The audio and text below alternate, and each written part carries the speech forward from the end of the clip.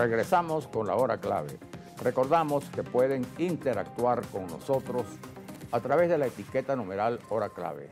Y le damos la bienvenida a nuestro invitado, Nelson José Guzmán. Nelson es reconocido historiador, pero además es filósofo y antropólogo. Bueno, suficientes credenciales como para abordar este tema. Bienvenido. Claro que sí, la Guerra Federal, que dice que comenzó en 1859, Sí. cuando llega Tirso Salaverría, toma la guarnición de Falcón y da un viva a la Federación, proclama la Federación. ¿Qué significaba eso? Eso significa la resignificación de una Venezuela violenta, de una Venezuela desigual, de una Venezuela que tenía grandes expectativas, pero también grandes pugnas. Tenemos la pugna existente entre una oligarquía liberal y una oligarquía conservadora.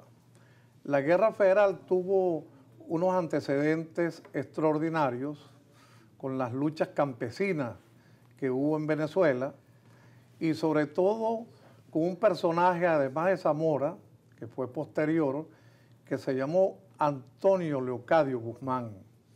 Antonio Leocadio Guzmán tenía realmente carisma, era un hombre que Santiago Mariño le aconsejó que fuese a hablar con Páez en la Hacienda La Trinidad, en el estado de Aragua. Tenía carisma y era como un personaje temido a la misma vez por el militarismo, porque los militares que hicieron la independencia en la Guerra Magna de Venezuela tenían acaparado el poder. Entonces Antonio Leocadio se le encomienda que visite a Páez y en el camino de Antímano al Consejo y a la Victoria se le suma Ezequiel Zamora con un caballo rucio moro, con una lanza ennastada, con un discurso que hacía solamente ver la pasión que le había creado la lectura del Nuevo Venezolano, el periódico que dirigía Antonio Leocadio Guzmán. Entonces, pionero del periodismo venezolano.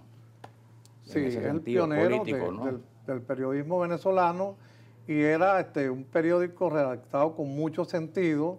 Antonio Leocadio había sido formado en Sevilla, había venido con ideales liberales y yo creo, y no voy a correr ningún riesgo, que el verdadero fundador de la democracia en Venezuela fue Antonio Leocadio Guzmán. Antonio Leocadio, bueno, Zamora se le colocó al lado. Resulta que Zamora tampoco fue ese hombre que pintó Uslar Pietri. Zamora no era un ignorante, un inculto. Zamora tenía un cuñado alsaciano que lo había formado, que era Juan Casper, tenía otro cuñado García, de apellido García, que pertenecía a la Universidad de Caracas, que era un gran jurista, era un lector también en su pulpería en Cuba, era un lector de los panfletos del socialismo y era un hombre que lo entusiasmó Antonio Leocadio Guzmán. En ese trayecto a la hacienda se le sumó mucha gente y hubo algunos saqueos que no fueron propiciados por él. Eso lo llevó a que él diera un discurso diciendo, bueno, yo soy realmente un apasionado de que en Venezuela se reconozca la ciudadanía, se reconozca la democracia. Y en esos momentos, después de ese discurso, se produce la separación con Zamora, y Zamora marcha a Huihue y marcha a Los Bagres y se reúne con el indio Rangel, y que era también la otra parte que estaba en desacuerdo con el totalitarismo de la oligarquía, porque esa oligarquía conservadora había llevado a la ruina no solamente a los campesinos, sino había llevado a la ruina a la oligarquía liberal. Entonces esas diferencias traerían la Guerra Federal. La Guerra Federal fue un proceso necesario, un proceso que fue una utopía armada, Y esa utopía armada no la encarna Antonio Leocadio Guzmán. Antonio Leocadio Guzmán más bien se devuelve y pasa por Antímano, se refugia cerca del Liceo Fermín Toro, donde la familia Santana, y allí lo encuentra un sabueso, que para el momento era Juan Vicente González, que era el jefe de la policía. Juan Vicente González yo creo que fue uno de los más grandes historiadores e intelectuales del siglo XIX. Escritores, ¿no? Escritor que escribió Las Mesenianas, escribió de memoria en las bóvedas de La Guaira la historia contemporánea de Venezuela, sin ningún documento. Tenía una memoria fotográfica, tenía una erudición gigantesca, pero tenía mucho resentimiento. Era un hijo expósito, había sido encontrado en una iglesia, abandonado, se había preparado muy bien, y empieza una diatriba en esa Venezuela violenta entre Antonio Leocadio Guzmán y Juan Vicente González. Zamora retoma un discurso político, que es el discurso de la igualdad, que es el discurso de la inclusión, y todo por la lectura del Nuevo Venezolano. Ahora, tú sabes que hablamos pues de otro aniversario, ¿no? El 20 de febrero, que fue el estallido de la Guerra Federal. El grito de Tirso Salaverría en coro. Llega también Ezequiel Zamora, ¿no? Que estaba en las Antillas, llega a Falcón. Comienza prácticamente la guerra, que se complementa con la llegada también de Juan Crisóstomo Falcón, ¿no? Pero ya a Palmasola, ¿no? Sí. Él llega un mes después, llamado por Tirso Salaverría, y hace algo que es fundamental: decreta los estados federales en Venezuela. El primer estado federal fue Coro, después Barinas, y después, decide regresar hacia el centro de Caracas, pero se producen cosas importantes, que fue que el ejército central caraqueño marchó a Barinas a sofocar la insurrección.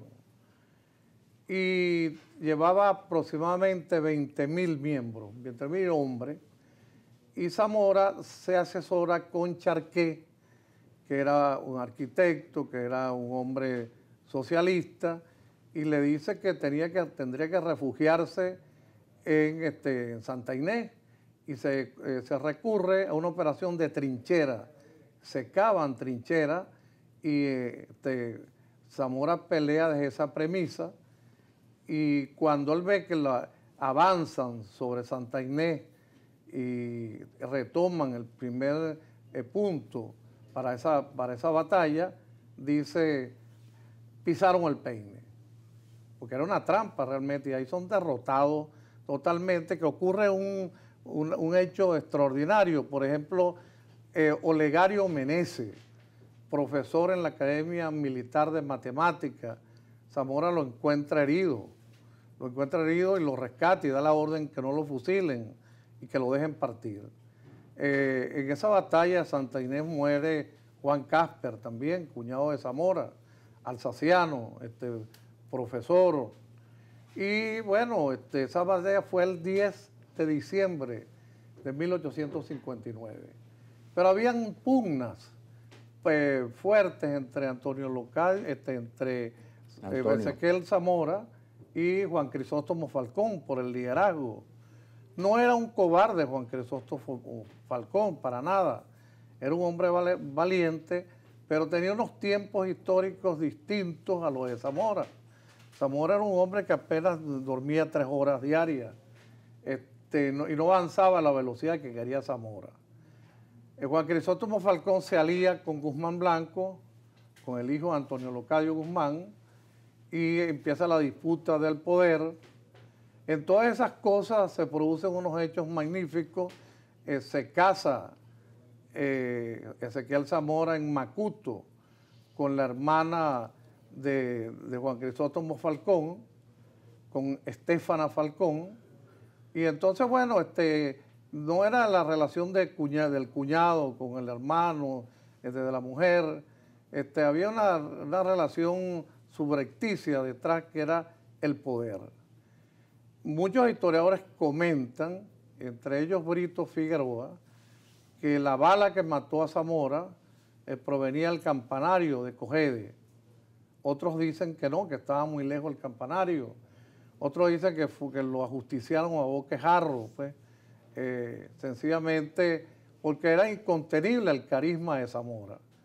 Zamora era un líder militar, era un hombre que había incorporado incluso sectores que tradicionalmente la oligarquía había despreciado, había convocado a los indígenas, convocó a una indígena allí, que por cierto, este hombre, la familia se la justiciaron, y él era el líder de todos aquellos que tenían heridas, pues de todos aquellos que habían sido menospreciados por una sociedad desigual.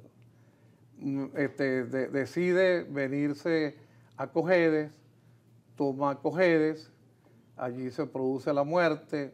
En San Carlos. En San Carlos, en Cojedes, un tiro le cae en el ojo derecho y bueno, lo ocultan eso para no desmoralizar a las fuerzas zamoristas, pero ya no fue lo mismo la guerra.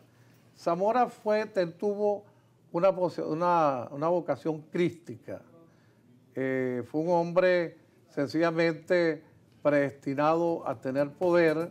Hay una de ellas palabras que dice un historiador barinés, que dice que con la bala que mata a Zamora mató las últimas esperanzas del pueblo venezolano. Bueno, interesante, ¿no? Ahora sí. Luego viene otro episodio que es el tratado de Coche, pero ya lo tenemos. No, ya tenemos que ir terminando, pero lo que quisiera es cerrar un poco con la parte, digamos, es decir, ya sabemos los hechos, pero realmente ¿para qué sirvió esa guerra de federación?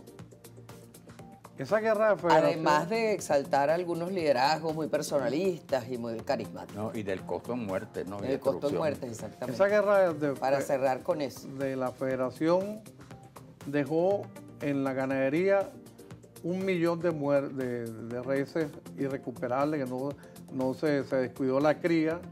Hubo 70.000 muertos en esa guerra federal.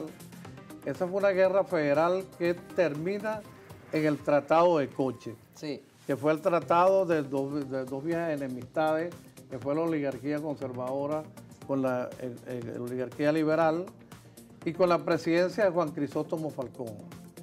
Juan Crisóstomo Falcón tenía a Guzmán Blanco allí, no estaba muy poco en Caracas porque tenía una gran pasión y un gran amor por su mujer y retornaba periódicamente a Coro.